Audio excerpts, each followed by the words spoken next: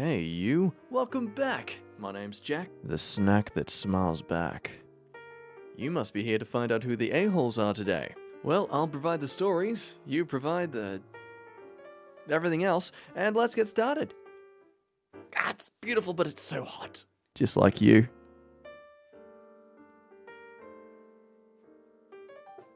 This story by AKA Terra56. Am I the a-hole for blocking someone that I used to like after she finds someone else? Katie, not her real name, 24 female, and I, 25 male, met at my old workplace in 2018. One day, I summoned all the courage that I have to tell her that I liked her. She didn't feel the same way, and I thought that it was going to be the end of our friendship/connection. But the next day, she calls me up and asks that even though it was awkward, she still wanted me to be around in her life and try to be friends. I agreed, but I knew that my feelings for her were strong, so I did what I could to push my feelings deep down. I did not do a great job. In that time, we had fights. I moved. We stopped talking to each other because I made her uncomfortable, told her I had feelings for her again, and we started our friendship up again, forcing my feelings deep down again. Things are going great, but in January 2020, I realized that my feelings for her were coming in full force, so much so that I knew that I was in love with this girl. I keep that a secret, and try to force it deep down again because I know that she doesn't feel like that for me.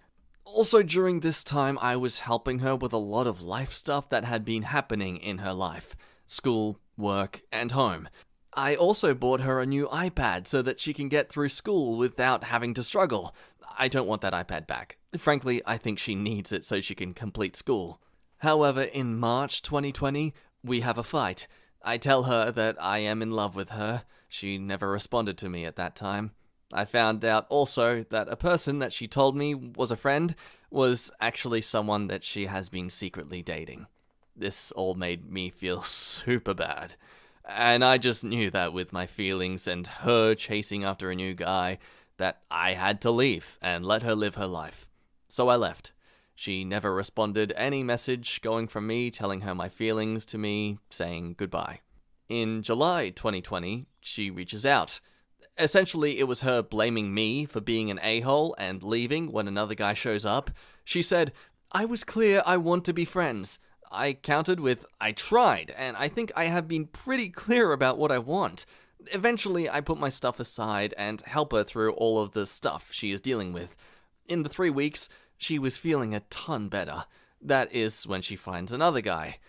I felt uncomfortable again, and with the counsel of my support system, I decided that I had enough. I sent one last goodbye message and blocked her. I feel like a pee-pee and an a-hole for blocking her because I still love her and want nothing but the best for her. My loved ones tell me that I had done everything that I could and that I tried to be a positive and helpful person in her life, but she just wants attention and doesn't care about me. I feel like the a-hole here. You're the a-hole, but not in the way that you're asking. You're fine to have your feelings and take your shot. What's not okay is to push your feelings down for them to regurgitate back up. You asked. She answered. Find someone else. That's the best option. You keep bringing them up makes you an a-hole. You got your answer. It's a no. Move on. You're not the a-hole for blocking her, but she was completely clear about what she wanted. You're the a-hole for continually buying her things, telling her that you love her, etc., and expecting her to change her mind. You knew that she didn't have feelings for you, and the reason she kept the other guy a secret is most likely because she was worried about how you were going to react. You told her 4 times, at least, how you felt, and each time she shot you down. Sucks that you lost her because you couldn't handle just being her friend. Yet, she was clear she wanted to be friends, nothing more, yet you kept pushing and then get angry when she started dating someone. If you can't handle being her friend, that's fine, but at least tell her that? It sounds like she treats you as a friend and she felt like you did the same, until you confessed your feelings. Again. If they don't want and value you, they aren't the one for you. Romantic interest should be reciprocated. Okay, am I the only one here who has read these last comments and feel like these people are being incredibly biased on the situation? Don't get me wrong, they are right to the degree of the fact that he should just be moving on. But I feel like reading it, it's clear that he's pointed out that he clearly can't be friends with her and he's trying to distance himself from her. Like, she came back to him in July after he said goodbye and that, it wasn't working. I don't know, maybe I'm being biased too because I've been in that sort of boat where I was friends with someone, I liked them, I confessed, we were friends, and I decided to leave because I just couldn't be friends with someone I genuinely liked more than a friend. But it genuinely sounds like she's pushed you to be back to being friends, it didn't work for you again even though she was the one who said, hey, let's be friends again, and it's your fault for saying, no, I'm done with this, goodbye? I'm confused here. Not the a-hole. She is not entitled to your time, your attention, or your friendship. She is not entitled to set the terms of engagement with you unilaterally and have you simply acquiesce. That isn't friendship, it's being used. Either the relationship happens on terms that work for both of you, or it should not happen at all. By the way, saying, I tried, it didn't work for me, is a perfectly honorable answer. Okay, this I can agree with. You should not feel ashamed at all, regardless of your relationship with that person, to end it if you simply can't meet the terms that they are requiring to be in that relationship with you. And that includes friendships. Guys, gals, non-binary pals, if you are ever in a friendship with someone and you feel more than that towards them but they aren't reciprocating it, you should not be ashamed at all to want to simply distance yourself from them for your own mental health. Of course, insulting and shaming them for not feeling the same way as you is not an effective tactic to do so. That's when you become the a-hole. Again, I do have to reiterate, I am coming from a biased position here. So if you have an opinion that points out my ignorance in this situation, or look, in any other things I talk about in this video, please let me know. I love to see these other sides of things that I'm missing out on. That's the only way I can really develop and learn in my opinions. Hello, hi, yes, no, don't worry, you're not tripping out on too much tea. I am a talking teapot. Just wondering if you could like and subscribe this video. Wait, you can't subscribe a video. You get my point. I'm a talking teapot. Am I meant to make sense anyway?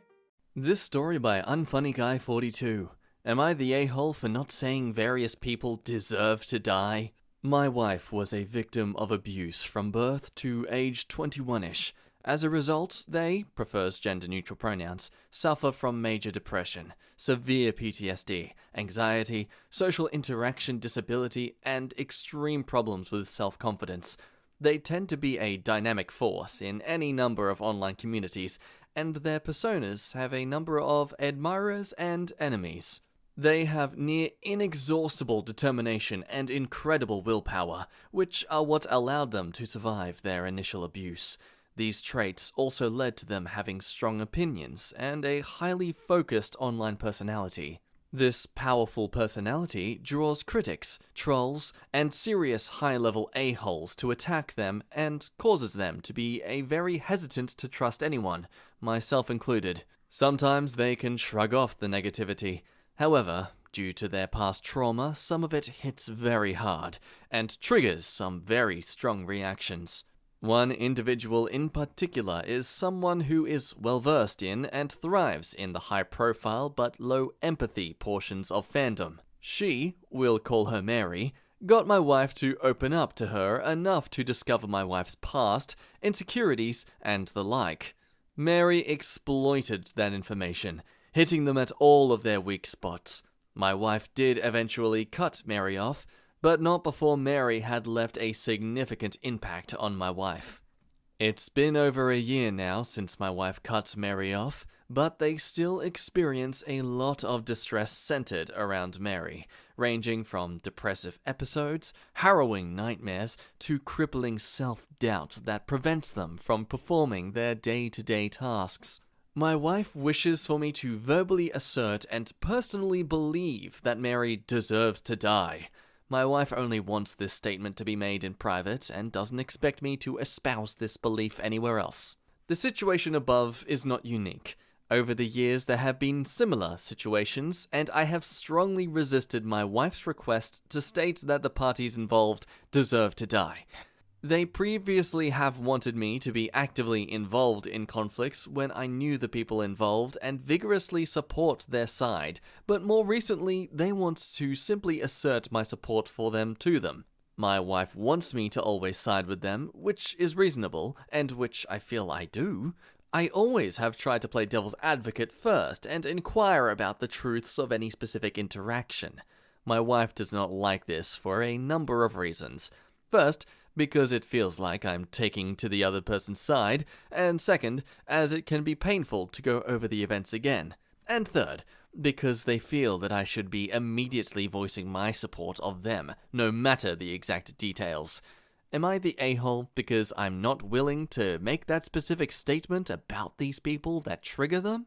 I feel like the phrase is too strong to make without context, that I can't get without hurting them more, and they feel like I'm not on their side if I don't immediately respond. Well, that's the thing. It sounds like she's more so wanting you to say it for the principle of you showing respect and support for her, not so much for you genuinely believing and advocating their death. I don't think you're the a-hole for expressing discomfort from having to say such things, but I also think playing devil's advocate isn't necessary, as she isn't needing to look for a different opinion or to be shown that what she's doing is wrong. This seems to be a coping mechanism for her. And if anything, it's best to leave it up to a professional therapist to get her out of that state. For now, the healthiest and most supportive thing you can do to help her in these situations is to just agree and say it. But of course, if you do feel uncomfortable saying it, then, well, you shouldn't have to. It would be quite hypocritical for her to force you to do something uncomfortable otherwise. Nata, your wife is in serious need of therapy. Bullying you into submission is not fair, and you giving in only empowers her to keep doing it. Be sympathetic, but don't say things that make you uncomfortable. You are very much Nata. I'm sorry for all the things your wife went through, but no one, not a single person, deserves to die. Humans should not be denoting who needs to die, because we are all on an equal playing field. None of us are above others. Whatever societal stuff you bring into it, at the end of the day, we are all flesh and blood. We bleed, we hurt, we sound, we look all the same. You may ask, if we don't say who deserves to die, then who does? My answer would be nothing and nobody. I mean, I don't know, but Hitler was pretty bad. Nata, but only because your a-hole devil's advocate all the time to your spouse behavior pales in comparison, but I do not approve of it. It's exhausting being on the other side of that, even as someone without the severity of issues your wife has. Your wife needs serious help. It's not okay to demand anyone wish death on someone over what amounts to words. Bullying is sucky, really sucky, and cyberbullying is very much a real thing. But as adults, we choose what situations to put ourselves in. Your wife is clearly not cut out for the vicious reality that is the internet and social media. Your wife needs therapy, and more therapy. Nothing I read here rings as healthy or okay to me. You ain't the a-hole for not saying so-and-so deserves to die, but you aren't off the hook though. You said you like to play devil's advocate first. That is not supportive, which you also claim to be. You can validate someone's feelings without knowing the specifics of the situation and if they were right or not. Stop doing that. Emotionally support your wife. Stop making them relive the situation and stick to tending to their emotional needs. Wow, this seems like it really hurt you. Would you like to talk about that hurt, or we can cuddle and watch your favorite show or go for a walk? As for the deserves to die, it's too far. Personally, I don't think anyone deserves to die because I don't believe any human is capable of knowing another human's whole self and determining if they are worthy of life. It's not anyone's place to determine that.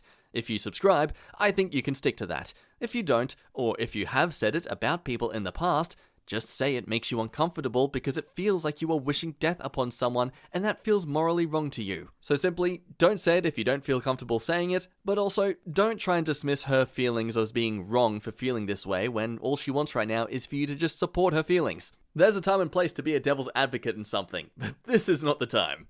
Hello. That does us for today's video. Thank you so much for watching. If you're looking at my face right now, that means you liked this video. So all I appreciate is if you would like the video back. Because if you like it, then I'll like you for liking the video, and then I can make more stuff for you to like that you can like. And it'll be just a constant cycle of never-ending pain and suffering. So don't do it alone. Suffer with me. I don't know where I was going with that. If you haven't subscribed but you want to see some more content, then please, what are you waiting for? Click that notification bell so you're always updated on the latest content. And hey, why not check out some other videos while you're here? But anyway, that does me for today. Thank you again for watching. You're an amazing person. I love rambling at you. And I look forward to you staring at me beyond the abyss again soon. I can't close well. Don't at me, okay?